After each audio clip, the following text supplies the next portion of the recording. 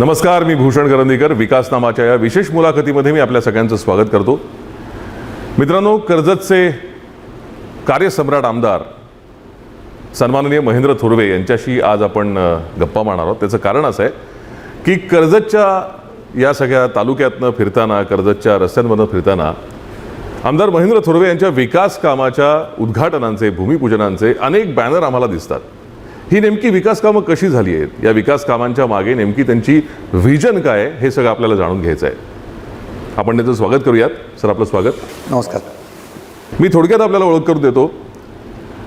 महेंद्र थोरवे हे नाव असं होतं की शिवसेनेच्या तळागाळातल्या शिवसैनिकामुळे ज्या दिवशी उपजिल्हाप्रमुख, जिल्हाप्रमुख अशी पदं खुणावत होती, त्यावेळेला पक्षातल्याच काही नेत्यांनी म्हणा, पदाधिकाऱ्यांनी म्हणा, त्यांच्या भोवती एक पाश टाकला आणि त्यांना दिसणारं स्वप्न, त्यांना खुणावणारं स्वप्न कुठेतरी दूर जात होतं. मात्र ज्या वेळेला कर्जत तालुक्यातली शिवसेना आता संपते की काय अशी अवस्था असताना महेंद्र थोरवे यांनी त्या परिस्थितीतून शिवसेनेला इतकं मोठं बळ दिलं, एक संघटन बांधलं आणि त्याचबरोबर पक्षाला एक वेगळी ओळख मिळवून दिली. आणि त्यानंतर त्यांच्या पदरात पडलं ते आमदारकीचं दान. कर्जतमधल्या सगळ्या मतदारांनी दाखवलेला विश्वास आज ते सार्थ ठरवत आहेत. त्यांच्याशी आज आपण चर्चा करूया. थोरवे साहेब, आज आपण कर्जतमध्ये आल्यानंतर आम्हाला विकास कामं तर झालेली दिसतात, त्यामागचं नेमकं तुमचं व्हिजन काय होतं? कारण मुख्यमंत्र्यांच्या जवळचा एक कार्यकर्ता अशी तुमची ओळख आहे. खरं तर मी 2019च्या विधानसभेच्या निवडणुकीला सामोरे गेलो. त्यावेळेस कर्जत मतदारसंघातील अनेक प्रश्न प्रलंबित होते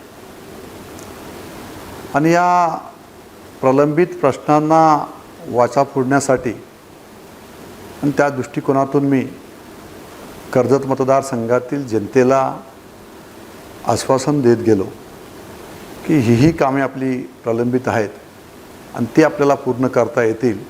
आणि हे आश्वासन देतच मी या मतदारसंघाचा आमदार म्हणून झालो.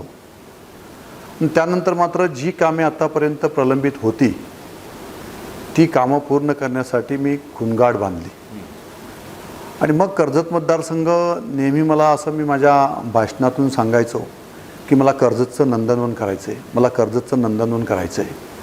तर याच दृष्टिकोनातून मग सातत्याने मी प्रयत्न करत राहिलो. योगायोगाने मी आमदार झालो. राज्यामध्ये सरकार आपलं आलं आणि सरकारमधील आमदार म्हणून मला ते जी विकास कामं आपल्याला करायची होती ती शक्य झाली.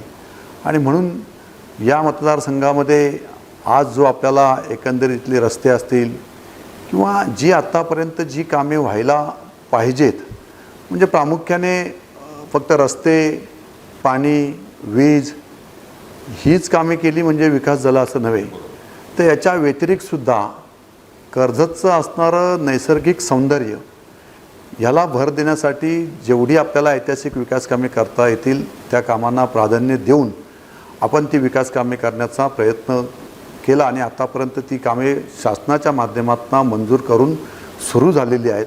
सगळीकडेच ती कामे आता सुरू आहेत.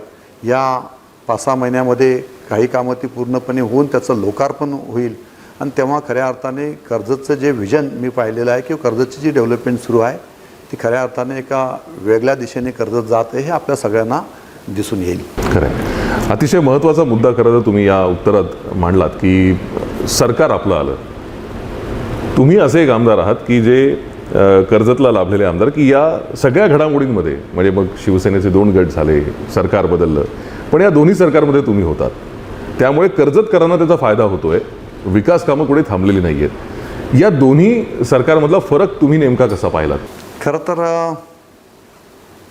या मतदारसंघाचा आमदार झाल्यानंतर राज्यामध्ये नव्याने जे काही सत्तांतरण झालं त्याच्यामध्ये सुद्धा आम्ही सरकारमधील आमदार म्हणून काम करत होतो. परंतु त्यावेळेसुद्धा आपल्या प्रत्येक आमदारांकडे एक चाणक्य बुद्धी असावी लागते. कारण प्रशासन एवढं अलर्ट आहे आणि त्या प्रशासनाला घेऊन काम करणं मग काही वेळेला आपण त्यांना व्यवस्थितपणे गोडीत घेऊन किंवा त्यांचा पाठपुरावा करून किंवा त्यांना आपली भूमिका वेळोवेळी सांगून या सगळ्या गोष्टी विकासाची जी कामे आहेत त्याचा फॉलोअप करत करत आम्ही तो विकास करत आलो. परंतु त्यावेळेस पहिल्या वेळेस जे काही सरकार आघाडी सरकार बसलेलं होतं त्या सरकारमध्ये काम करत असताना बरीचशी बंधने होती आणि आज जे सरकार जे आहे या सरकारमध्ये आपण पूर्णपणे विश्वासाने आणि स्वतंत्रपणे काम करू शकतो अशा पद्धतीचा फरक आहे. त्यामुळे आता आदरणीय एकनाथजी शिंदेसाहेब यांच्या नेतृत्वाखाली आम्ही सारे आमदार एकत्रपणे काम करत आहोत. अतिशय चांगल्या पद्धतीने गतिमान पद्धतीने या राज्याचा विकास त्यांच्या माध्यमातून होत आहे आणि आमच्या मतदारसंघामध्ये सुद्धा मोठ्या प्रमाणात निधी उपलब्ध करून दिल्यामुळे या मतदारसंघामध्ये सुद्धा या सरकारच्या माध्यमातून मोठी कामं विकास कामे सुरू झालेली आहेत. पण ह्या दोन सरकारमधील हा फरक आहे. त्या सरकारमध्ये आपल्याला बंधने होती तर या सरकारमध्ये स्वतंत्र आपल्याला मुभा आहे. त्यामुळे आपल्याला पाहिजे तशी कामे या सरकारच्या माध्यमातून करता येत आहेत आणि मुख्यमंत्री पूर्णपणे आपल्याच्या माध्यमातून सहकार्य करत आहेत. बरोबर. मुख्यमंत्र्यांची जी स्टाईल आहे काम करण्याची, म्हणजे जसं तुमची एक ओळख आहे की तुम्ही परखड बोलता, रोखठोक बोलता, मुख्यमंत्र्यांची पण ती स्टाईल आहे की कुठल्याही गोष्टीचा विनाविलंब अंमल कसा होईल याकडे त्यांचं लक्ष असतं. तर तुमच्या ह्या दोन विचारधारा अतिशय जवळच्या आहेत आणि तुम्हीही मुख्यमंत्र्यांच्या जवळचे आहात. त्याचा किती फायदा कर्जतकरांना होतोय? आपल्या सगळ्यांनाच कल्पना आहे की आदरणीय महाराष्ट्र राज्याचे मुख्यमंत्री एकनाथजी शिंदेसाहेब ह्या जरी मुख्यमंत्री असतील तरी ते प्रथम एक शिवसैनिक आहेत. एक कडवट शिवसैनिक पण बाळासाहेबांच्या विचारांचे शिवसैनिक, धर्मवीर आनंद दिघेंच्या विचारांचे शिवसैनिक आहेत आणि त्यामुळे त्यांना कार्यकर्त्यांची जाण असणारं नेतृत्व या महाराष्ट्राला त्यांच्या रूपाने आम्हा सगळ्या आमदारांना, सगळ्या कार्यकर्त्यांना लाभलेलं आहे. त्यामुळे आज सरकारमध्ये काम करत असताना पक्ष कसा चालवावा, कार्यकर्त्यांना बल कसं द्यावं आणि विकासाचं विजन कसं असावं हे सगळे पैलू त्यांच्याकडे, गुण त्यांच्याकडे आहेत आणि ते सगळ्यांना आम्हाला आत्मसात करून सांगत असतात की आपण ह्या पद्धतीने तुम्ही कामं करा, सरकारच्या ह्या योजना आहेत ह्या तुम्ही समजून घ्या. हे आम्हाला वेळोवेळी मुख्यमंत्री आम्हाला आमदारांना मार्गदर्शन करत असतात का ह्या योजना तुम्ही समजून घ्या आणि ह्या योजना लोकांपर्यंत पोचवा. आज सरकार म्हणून ते काम करत असताना 24 तासातील 18 तास, 19 तास, 20 तास ते काम करतायत. 20 तास महाराष्ट्राच्या जनतेसाठी काम करणारा एकमेव मुख्यमंत्री आहे महाराष्ट्रातला आणि एवढा तळागाळातील लोकांचे विजन ठेवून काम करत असल्यामुळे सरकारचा पैसा, सरकारच्या योजना ह्या तळागाळातील लोकांपर्यंत पोचवायचं काम त्यांच्या माध्यमातून मोठ्या प्रमाणात या वर्षभरात झाल्यामुळे आज आपण पाहतोय की संपूर्ण महाराष्ट्रामध्ये जे काही शिवसेनेच्या माध्यमातून जी शिवसेनेची घोडदौड सुरू झालेली आहे, मोठमोठ्या संघटना असतील, मोठमोठे जे असणारे जे नेते असतील हे जाहीरपणे येऊन शिंदेसाहेबांच्या नेतृत्वाखाली शिवसेनेमध्ये प्रवेश करत आहेत. हा एवढा बदल ह्या वर्षभरामध्ये जो झालेला आहे तो एक कार्यकर्ता मुख्यमंत्री झाला, एक शिवसैनिक मुख्यमंत्री झाला आहे आणि त्याला तळागाळातील लोकांची जाण असणारं नेतृत्व आहे. त्यामुळे काम करायला खूप मजा येत आहे आणि त्यांच्या माध्यमातून मोठा विकास या महाराष्ट्रामध्ये, या संपूर्ण प्रत्येक मतदारसंघामध्ये होत आहे. खरं आहे. विकास मतदारसंघामध्ये तुमच्या सुरूच आहे. म्हणजे रस्त्याचा प्रश्न तर आम्ही बघतोय, आम्हाला कुठेच म्हणजे नावं ठेवायला जागा नाही आहे. पण आता कर्जतकरांचा जर विचार केला तर कर्जतमध्ये तसं पाहायला गेलं तर कुठेही औद्योगिक क्षेत्र नाही आहे. त्यामुळे कर्जतमधल्या भूमिपुत्रांना जर काही रोजगाराच्या संधी उपलब्ध करून द्यायच्या असतील तर मला असं वाटतं की जो निसर्ग संपन्नतेचा वारसा कर्जतला लाभला आहे तर कृषी पर्यटनासारखा एक महत्त्वाचा विषय, त्याच्यावर तुम्ही काय काम करू इच्छिता? नाही, अतिशय महत्त्वाचाच प्रश्न तुम्ही मला विचारलेला आहे आणि खरं तर माझं विजनच जे आहे या कर्जत संदर्भातलं ते हेच आहे की कर्जत तालुका हा कोणत्याही प्रकारचं या ठिकाणी औद्योगिक क्षेत्र नाही आहे आणि ते मला आणायचं सुद्धा नाही आहे. मी हे प्रत्येक वेळेला आमच्या कर्जतकरांच्या असणाऱ्या स्थानिक सगळे कर्जतकर माझे अतिशय अभ्यासू लोक, माझ्या कर्जत छोटंसं कर्जत जरी असेल तर या कर्जतमध्ये अतिशय शेतकरी असतील, माझे कर्जत शहरातील सगळे नागरिक आहेत, अतिशय जुने सगळे जाणते लोक आहेत आणि या सगळ्यांचंच म्हणणं आहे की सुरुवातीपासून कर्जत तालुका हा ग्रीन झोन बेल्ट आहे आणि या ग्रीन झोन बेल्टमध्ये आपण सातत्याने पुढे आपण गेलो, आपण पाहिलं तर पूर्णपणे ट्रायबल भाग आहे. या भागामध्ये शहरीकरण आहे आणि आता वाढतं शहरीकरण हे सगळं लक्षात घेता कर्जत असेल, नेरळ असेल, हा सगळा परिसर प्राधिकरणाच्या माध्यमातून सुद्धा डेव्हलप होत आहे. मग ह्या सगळ्या होत असताना आपल्याला खऱ्या अर्थाने मग आम्ही या मतदारसंघाचा मी आमदार झाल्यानंतर मी विचार केला की खालापूर तालुक्यामध्ये मोठ्या प्रमाणात औद्योगिक क्षेत्र आहे, त्या ठिकाणी रोजगाराची संधी उपलब्ध करून देता येतेच. परंतु कर्जत तालुक्यामध्ये आम्ही एक वेगळं व्हिजन या ठिकाणी आणण्याचा प्रयत्न केला की कर्जत तालुक्यामध्ये औद्योगिक क्षेत्र न करता या ठिकाणी आपण ग्रीन इंडस्ट्री कशी आपल्याला उभी करता येईल या संदर्भात आम्ही प्रयत्न सुरू केला. आणि आतापर्यंत या संदर्भात महत्त्वाचं पाऊल म्हणजे काय तर हे रस्ते जे आहे इन्फ्रास्ट्रक्चर डेव्हलपमेंट ह्या गोष्टीला प्राधान्य दिला पहिल्या 4 वर्षामध्ये. आणि ह्या 4 वर्षामध्ये सरकारच्या माध्यमातून इन्फ्रास्ट्रक्चर डेव्हलपमेंटच्या माध्यमातून हे सगळे रस्ते कॉन्क्रिटीकरण झाले. मग आता डेव्हलपमेंट कर्जतमध्ये खऱ्या अर्थाने सुरू झाली. मग ती डेव्हलपमेंट सुरू असताना या ग्रीन झोन बेल्टमध्ये काय तर सगळ्या त्या ठिकाणी आता आपण पाहतोय की या ठिकाणी मोठ्या प्रमाणात रिसॉर्ट्स या ठिकाणी येत आहेत.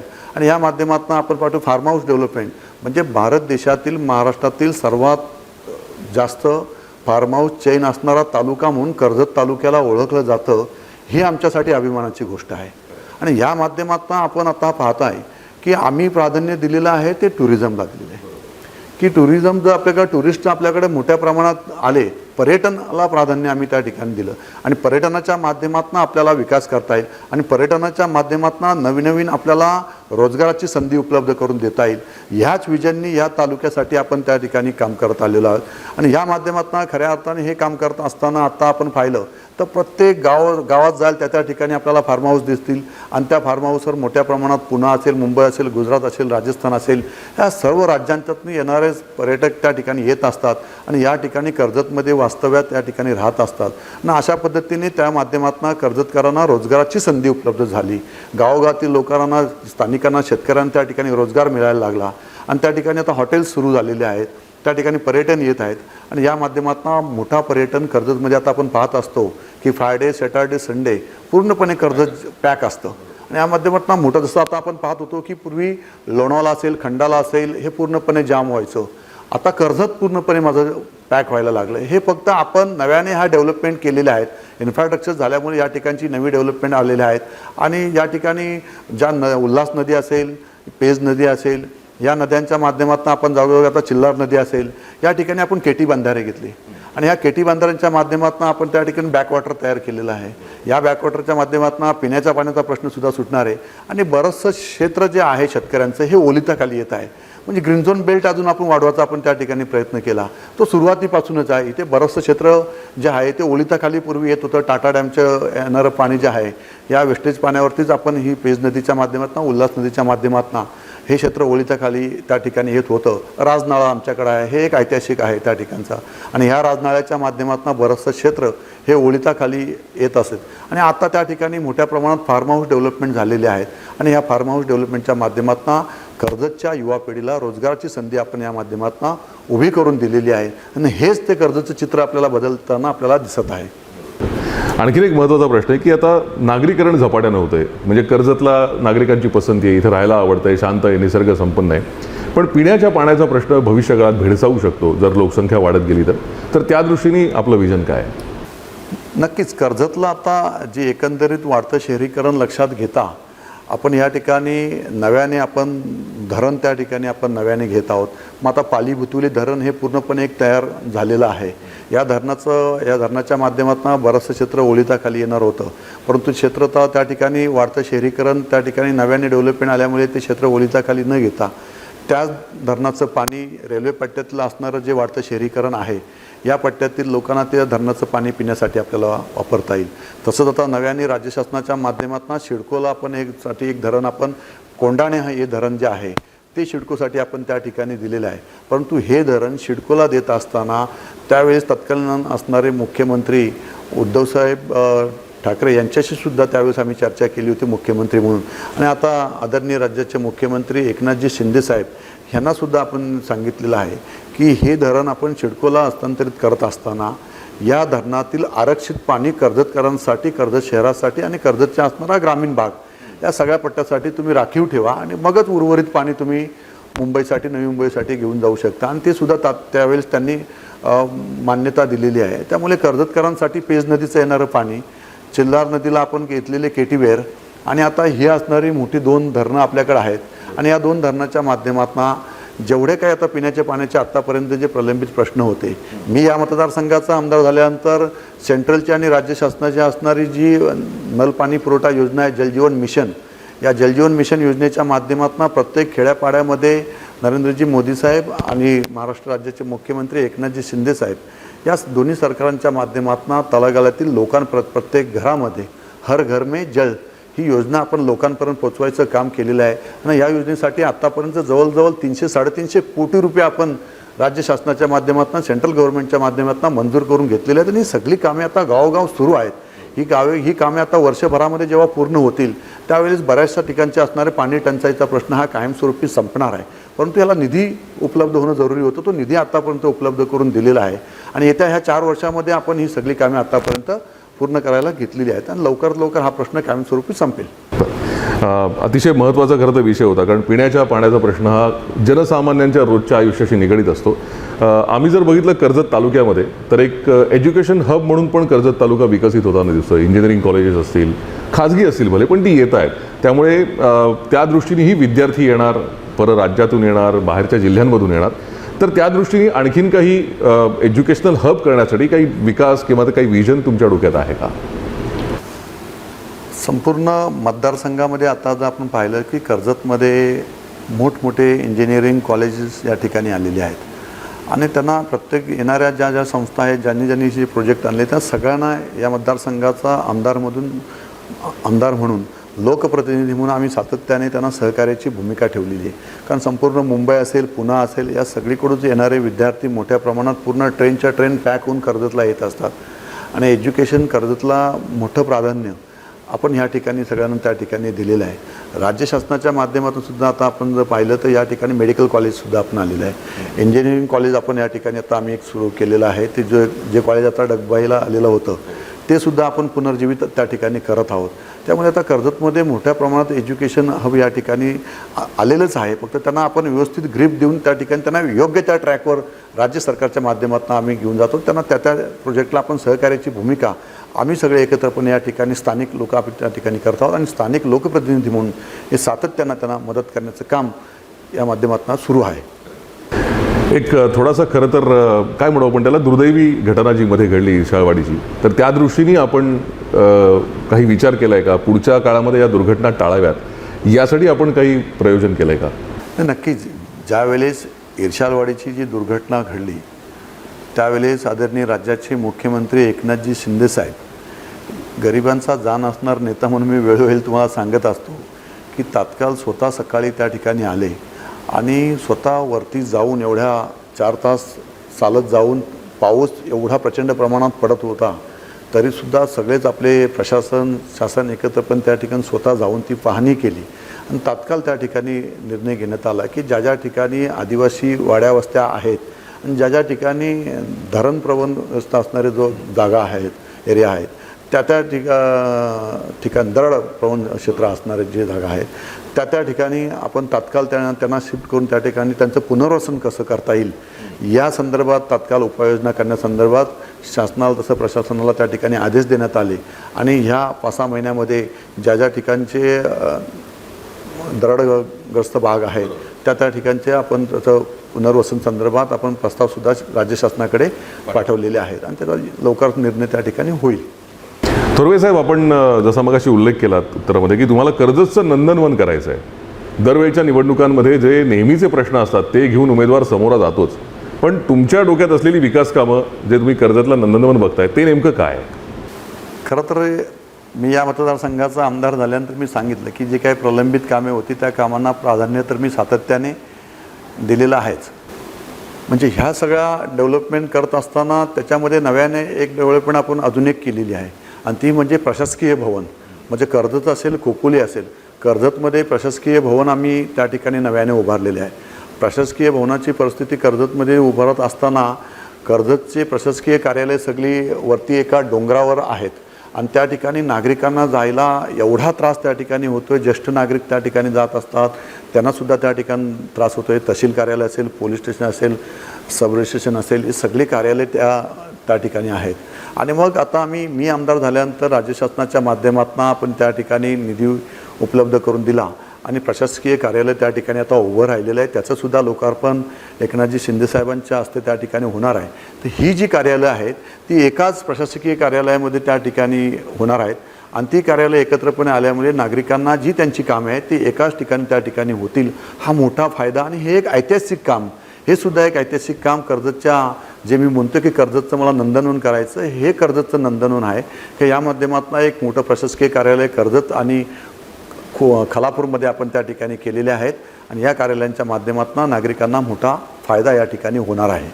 म्हणजे मी कर्जतचं नंदनवन करत असताना जी कामे, रस्ते असतील, गटारे असतील, पाण्याचे प्रश्न असतील, स्वच्छतेचा प्रश्न असेल, विजेचे प्रश्न असतील, हे सगळे मूलभूत प्रश्न तर मी सातत्याने ते पुढे घेऊन आलोच, ते पूर्ण करण्याचा प्रयत्न मी सातत्याने केलाच. परंतु खऱ्या अर्थाने कर्जतचं नंदनवन करत असताना जी ऐतिहासिक विकास कामे आहेत त्या विकास कामांना मी सातत्याने प्राधान्य दिलेलं आहे. त्याच्यामध्ये आता आपण पाहतोय की कर्जतमध्ये उल्हास नदीवर आपण एक स्वप्न आम्ही पाहिलेलं होतं की हा मतदारसंघ तसं पाहिलं तर वारकरी संप्रदायाचं प्राधान्य असणारा मतदारसंघ आहे. कोकण दिंडी मोठ्या प्रमाणात या परिसरातून निघत असते. राणे महाराजांच्या नेतृत्वाखाली मोठी कोकण दिंडी आमच्या कर्जतमधून निघत असते. मग ह्या कर्जतच्या उल्हास नदीवर आम्ही त्या ठिकाणी प्रति आलंदी उभारतोय. तर ही प्रति आलंदी उभारत असताना 50 फूट विठ्ठलाची मूर्ती आम्ही त्या ठिकाणी उभारतोय आणि ते एक ऐतिहासिक तो प्रोजेक्ट आहे. ह्या प्रोजेक्टला जवळजवळ 5 कोटी रुपयाचा खर्च आम्ही त्या ठिकाणी केलेला आहे. राज्य शासनाच्या माध्यमातून तो निधी मंजूर करून घेतलेला आहे. तसंच आम्ही त्या पलीकडे दहिवलीच्या ब्रिजच्या पलीकडे गेल्यानंतर आम्ही त्या ठिकाणी शिवसृष्टी उभारतोय. शिवसृष्टीचं काम आम्ही त्या ठिकाणी सुरू आहे, ते सुद्धा पूर्णत्वास आलेलं आहे. त्याच्यानंतर आम्ही संभाजी महाराजांचा चौक आम्ही त्या ठिकाणी उभारतोय. आणि त्या दोन्ही दहिवली आणि कर्जत त्याच्यामध्ये असणारी उल्हास नदीला असणारा श्रीराम पूल जो आहे ह्याला लागून अजून एक आम्ही त्या ठिकाणी ब्रिज घेतलेला आहे. ते सुद्धा काम एक ऐतिहासिक आहे. आणि अशा पद्धतीने कर्जतचं प्रवेशद्वार आता आपण जे पाहतोय की त्या कर्जतच्या प्रवेशद्वाराचं आपण त्या ठिकाणी नव्याने त्या ठिकाणी डेव्हलपमेंट होत आहे. आणि त्या प्रवेशद्वाराला नानासाहेब धर्माधिकाऱ्यांचं नाव आम्ही त्या ठिकाणी देत आहोत. ते प्रवेशद्वार एवढं भव्य दिव्य त्या ठिकाणी होणार आहे. आणि ह्या प्रवेशद्वाराच्या माध्यमातून ही जी ऐतिहासिक कामे आहेत ही कर्जतच्या विकासाला, जे कर्जतचं नैसर्गिक सौंदर्य आहे, या कर्जतच्या नैसर्गिक सौंदर्यामध्ये भर घालणारी ही कामे आहेत. आणि म्हणून ही कामं पूर्णत्वास झाल्यानंतर आदरणीय एकनाथजी शिंदेसाहेब यांच्या हस्ते या सगळ्या कामांचं लोकार्पण आपण नोव्हेंबर ते डिसेंबरमध्ये करणार आहोत.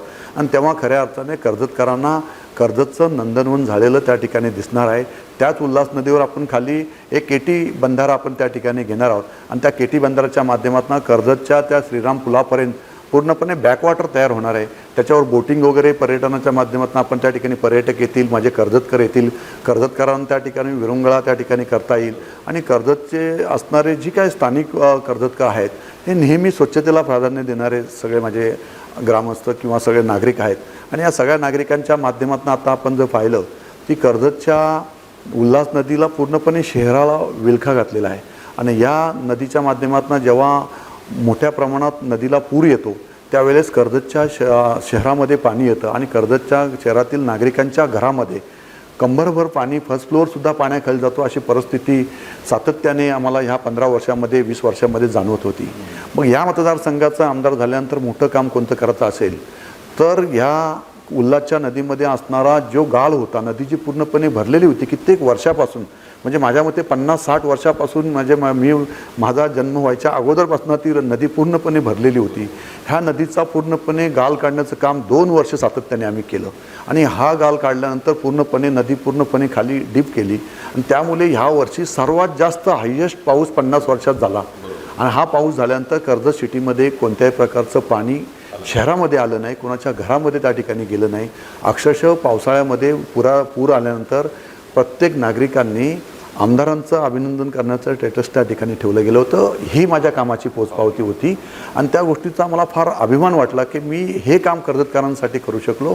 हे खऱ्या अर्थाने कर्जतचं नंदनवन आहे आणि ते आम्ही केलेलं आहे. हे लवकरच आपल्याला आदरणीय राज्याचे मुख्यमंत्री जेव्हा कर्जतमध्ये येतील आणि त्या माध्यमातून कर्जतकरांना सर्वांना दिसेल. थोरवेसाहेब, आपल्या मतदारसंघामध्ये अत्यंत महत्त्वाचा विषय जो आहे तो माथेरानसारखं एक खूप मोठं पर्यटन स्थळ आहे जिथे दरवेळेला म्हणजे सुट्टी असो किंवा नसो पण पर्यटक येतच असतात. तर तिथल्या काही स्थानिकांचे प्रश्न आहेत त्यावरती आपण कसं पाहता? माथेरान हे माझ्या मतदारसंघातील जागतिक दर्जाचं पर्यटन स्थळ आहे.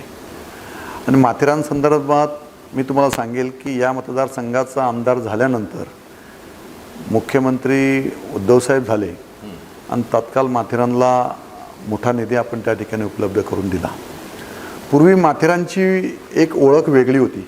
माथेरानला येणारा पर्यटक जो होता त्यावेळेला आल्यानंतर त्या ठिकाणी पूर्णपणे त्यांच्या शूजपासून ते केसापर्यंत पूर्णपणे लाल धुरल्यांनी त्या पूर्णपणे पर्यटक त्या ठिकाणी भरून यायचे. ती परिस्थिती या मतदारसंघाचा आमदार झाल्यानंतर माथेरानची मी बदलली. माथेरानसाठी मोठा निधी उपलब्ध करून देऊन माथेरानचे जे रस्ते जे आहेत ते पेवर ब्लॉकचे रस्ते केलेले जातात. त्यामुळे माथेरानचं आता आपण जे पाहतोय की माथेरानचे गॅबियन वॉल आपण घेतलेले आहेत. तिथे असणाऱ्या निसर्ग सौंदर्याची धूप होऊ नये ते सुद्धा त्या संदर्भात सुद्धा गॅबियन वॉल आपण त्या ठिकाणी घेतलेले आहेत. पेवर ब्लॉक आपण त्या ठिकाणी घेतलेले. ई रिक्षाला आपण त्या ठिकाणी प्राधान्य दिलेले आहे. ह्या माध्यमातून आपण तिथे असणारं घोडेवाले आमचे आहेत. ही माथेरानचे जे नैसर्गिक सौंदर्य आहे हे सौंदर्य आपण वाढवण्याचा प्रयत्न सातत्याने या 4 वर्षामध्ये सरकारच्या माध्यमातून आपण त्या ठिकाणी केलेला आहे. आणि त्यामुळे आता माथेरानमध्ये आपण जर आता पाहिलं तर पर्यटन मोठ्या प्रमाणात वाढलेले आहेत. दिवसेंदिवस वाढतच चाललेले आहेत. त्यामुळे माथेरानला आपण नव्याने आपण जेवढा आपल्याला विकास आपल्याला माथेरानचा त्या ठिकाणी करता येईल हा प्रयत्न सातत्याने आम्ही एकत्रपणे त्या ठिकाणी करत आहोत. त्या ठिकाणी नगरपालिकेच्या माध्यमातून सुद्धा चांगलं आपण त्या ठिकाणी कामे त्या ठिकाणी करत आहोत. सरकारच्या माध्यमातून पर्यटनाच्या माध्यमातून पर्यटनाला चालना देण्याचं काम माथेरानच्या रूपाने आम्ही त्या ठिकाणी मोठ्या प्रमाणात करत आहोत. आता थोडासा राजकीय प्रश्न, कारण जसं मगाशी मी म्हटलं की दोन्ही सरकारमध्ये तुम्ही होतात आणि विशेषतः जेव्हा शिंदे गटाचं भाजपसोबत येण्याचं ठरलं तर त्यावेळेला तिन्ही आमदारांचं नेतृत्व तुम्ही केलं होतं. यापुढच्या काळामध्ये भरत गोगावले तुमचे पालकमंत्री होतील का आणि तटकऱ्यांना तुम्ही इतका कडाडून विरोध का केलात? नाही, 100% भरत शेठ हे लवकरात लवकर या सरकारमधील मंत्री होतील अशी पूर्णपणे खात्री आम्हाला तिन्ही आमदारांना आहे. आणि ते या रायगडचे पालकमंत्रीसुद्धा होतील. आम्हाला पूर्णपणे तिन्ही आमदारांना विश्वास आहे की ज्या पद्धतीने भरत शेठ हा जनमानसातील असणारा नेता आहे. अतिशय मनमिळावू स्वभावाचे ते एक नेतृत्व आहे. मी त्यांना आता पाहतोय. सरकार आमचं आहे. मुख्यमंत्री अतिशय त्यांना खूप जवळचे सहकारी म्हणून आम्हाला मानतात.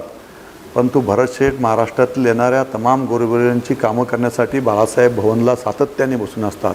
येणाऱ्या प्रत्येकांची सगळ्यांची कामं ते त्या ठिकाणी रायगडमधले येणारे लोक असतात, महाराष्ट्रातून येणारे लोक असतात, सगळ्यांची कामं त्या ठिकाणी ते करत असतात. त्यामुळे मला पूर्णपणे विश्वास आहे की लवकरात लवकर आदरणीय राज्याचे मुख्यमंत्री आणि राज्याचे उपमुख्यमंत्री दोन्हीही एकत्रपणे हा विस्ताराचा निर्णय होईल आणि त्यात भरत शेठ हे मंत्री होऊन रायगडचे पालकमंत्री होतील असा पूर्णपणे विश्वास आम्हाला त्या ठिकाणी आहे. नाही, पण तटकऱ्यांना तुम्ही विरोध केला त्याच्यामागचं कारण काय? कारण आता काय तुमचं तटकऱ्यांना विरोध जरी केला असला तरी आता ते तुमच्यासोबतच आहेत. नाही, कसं आहे की तुम्हालासुद्धा सगळ्यांना कल्पना आहे आणि सगळ्याच जनतेलासुद्धा या गोष्टीची कल्पना आहे की शिवसेना आणि राष्ट्रवादी ह्यांच्यातील असणारे मतभेद हे सगळ्यांना जगजाहीर आहेत. आणि त्यामुळे संघटना बांधणीसाठी काही वेळेला त्या ठिकाणी विरोध करावा लागतो, आक्रमक भूमिका घ्यावी लागते. ती संघटनेच्या हितासाठी असते. त्या वेळेस ती त्या ठिकाणी घ्यावी लागते. आणि आपल्याला तर माहिती आहे की राष्ट्रवादी आणि आमच्यामध्ये कधीही त्या ठिकाणी त्या दोन्ही पक्षांमध्ये कधीही विचारधारा जुळलेली नाही आहे. त्यामुळे आमची काम करण्याची शिवसेनेची भूमिका वेगळी आहे, राष्ट्रवादीची काम करण्याची भूमिका त्या ठिकाणी वेगळी आहे. आणि आता ज्या राष्ट्रवादीचा आम्ही विरोध करत होतो त्याच राष्ट्रवादीचे नेतृत्व आता सुनीलजी तटकरे साहेब करत आहेत. त्यामुळे त्यांचं आमचं कधी त्या ठिकाणी पटतच नाही आहे त्या ठिकाणी काम करत असताना. कारण ती एक राजकीय त्यांचं आमचं काय वैयक्तिक त्यांचं आमचं काय वाद नाही, काही त्यांचं आमचं दुश्मनी नाही आहे. तो एक राजकीय मतभेद आहेत, पक्षांच्या भूमिकेमध्ये फरक आहे आणि त्यामुळे ते मतभेद त्या ठिकाणी आहेत.